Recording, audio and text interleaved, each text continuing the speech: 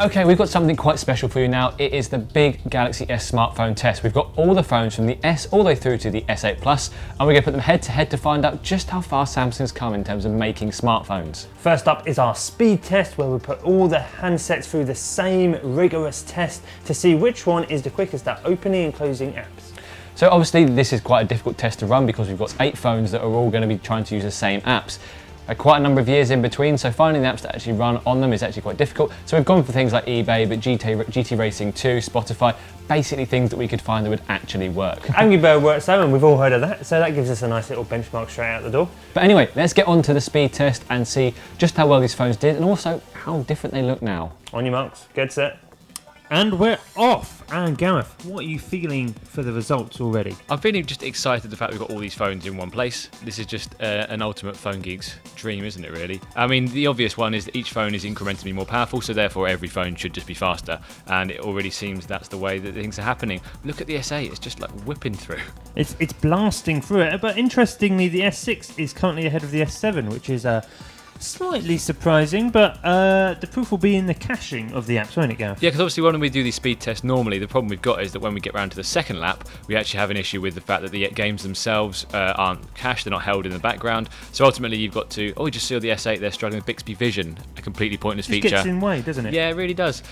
So one of the key things here, obviously, we're having to use some very specific apps because we've got the S1 in the corner there. Look at it having a little play with Twitter. It's having a lovely day out. But there are only so many apps that we could use on all 8 of these phones. So if you're wondering why the ones we've chosen are these, it's literally the ones that we could actually make sure they're replicable across each phone. Absolutely, and you can see the old S, it's struggling a bit, bless it. It's not surprising, it's only got 512 megabytes of RAM and a Hummingbird processor. Snapdragon's, that's a Samsung's own processor, though. There you are, yeah. Oh, the S8 is done. The S8 is done, bam.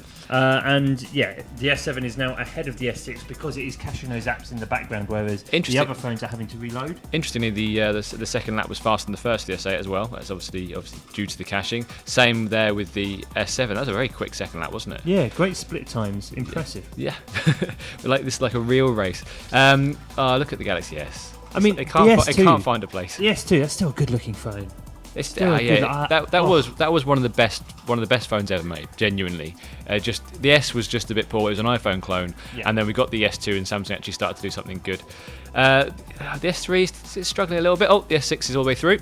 Boom, third place, standard. Yeah, that's it what looks like expect. we're going to have 1 to 8 in a reverse order of handsets, which isn't a surprise, and it does show there's clear improvement each year, which is actually really useful, and obviously something that you'd expect if it wasn't, if the results weren't going like this, we would be questioning it. I mean, interestingly, the S3 to the S4, the S4's got twice as much RAM as the S3, so you'd imagine that these things would load, everything would hold in the background a little bit better, but there's not that much difference between them, really, is there? It's a little bit ahead, but there's also a surprising gap. The S6, 7 and 8 finished in good time, all under 2 minutes, but the rest are now, the S5 is still really struggling, which is a bit of a surprise. It's not an underpowered handset by any means. I mean, obviously, the S5 itself had a Snapdragon. It was one of the better Snapdragons around at the time. From the S7 to the S6, the S6 is another one that couldn't cache the apps, but it was still, Samsung used its own processor in there. It was fast enough. Obviously, that makes a huge difference. There we are, the S5 is through. And now we're just going to wait to see how the rest of them get on. The S is really struggling now. It's just a black screen as it tries to load up an app. Bless it. Yeah. I mean, there we go. Look, it's still alive, guys. Don't worry, we didn't paused it there. It's just taking its sweet time. To open GT Racing 2, which is, let's face it, not the most graphically intensive app out there. No, it's no real. We would normally use Real Racing 3, which is far more power hungry, but yeah, it just doesn't work at all on the S. So we had to go to GT Racing 2, which is fine. Look at the S3 there, struggling to find a GPS lock going all the way through. Yeah, I mean, it's not easy when you're that old. Yeah. Of a certain age, GPS lock is tricky. There we are. I have played GT Racing 2 on the Galaxy S though, and it does run quite smoothly. The graphics are certainly nowhere near as high as they are on the... Would you still have it as your phone nowadays? Would I still have it as my phone nowadays? No, because I'm not a fool. Yeah. But... You don't fancy a wide VGA screen? Well, That's DVD quality, mate. Well, when you put it like that, it is like watching a DVD while I play a graphically average game. I think it's interesting to note here that if you see design differences between the S2 and the S3. I remember the S3, they said it was inspired by nature. It's meant to look on the side like a blade of grass. It was basically like, it doesn't look like an iPhone. We promise. That was the key differentiation. There is a big step up though in terms of design. The SDS2, the obvious similarities. I mean, it helps. There we are. The S3 is S3's through. voice. It's through. Wow. At a huge 4:16. So we're just going to speed up the test now to get to the end, and then we'll see you for the roundup.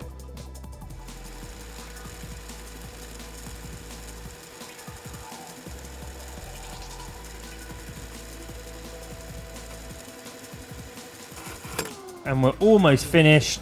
Here Just it on the comes. last snap from the S. Come on, baby, you can do it. Wow, it's even just like pressing the button. It can't focus, so therefore it's really struggling with what it wants to do. There we go, all the way through. And as you can see, the S8 could have run through probably, I'd say 11 times. It could have done this test 11 times by the time it took for the Galaxy S. Even the S3, which isn't that old as a phone. I'm still seeing phones like that on the tube sometimes. That could have done 4 times the S8. The S8 could have gone through 4 times before the S3 actually finished its test. So there we have it. So there you have it, no real surprises there. The most recent, most powerful phone on test was the quickest, no big shock, and the oldest, weakest phone was the slowest, poor old Galaxy S, but it does still work just about. Yeah, I mean, it's hardly a surprise. I mean, we were wondering how badly the Galaxy S would do, and the answer was very badly indeed. So if you're thinking of buying a new smartphone, probably avoid the Galaxy S is our advice right now. If you can buy it still. Yeah, well, you know, there's always eBay for that, as you can see on the phones. But ultimately, what was really great to see was that the way that Samsung has evolved its speed and the way that it handles the different processing factors, etc. Seeing the S6 to the S7, where the S7 Edge was able to hold the games in the background, that's a big step forward, and it shows that Samsung's got that little bit smarter and taken the battle to Apple in terms of being able to just run apps generally day to day. Absolutely, Apple is one of the best when it comes to app loading speeds and holding apps in the background as well for you to come back to. This is a Samsung test. We don't It care is. about Apple in this Okay, one. cool. So ultimately, the exact results were the ones we expected, and you can tell the Galaxy S is not the phone to buy nowadays. The Galaxy S8 Plus is. But this isn't our last big Samsung What? test. No, There's more to come. There is more, Gareth, and next time, make sure you check out our big battery Samsung blowout. We're going to put the S to the 8 all through the same battery test to see which one lasts the longest. And as ever, we love to see you on Tech Radar commenting below. Thank you very much for doing that if you have already. If not, let us know which phones you hated the most and loved the most in this test. Thank you for liking, thank you for subscribing, of course. And we've got all the Samsung phones and we're going to do things to them. Come back and see that.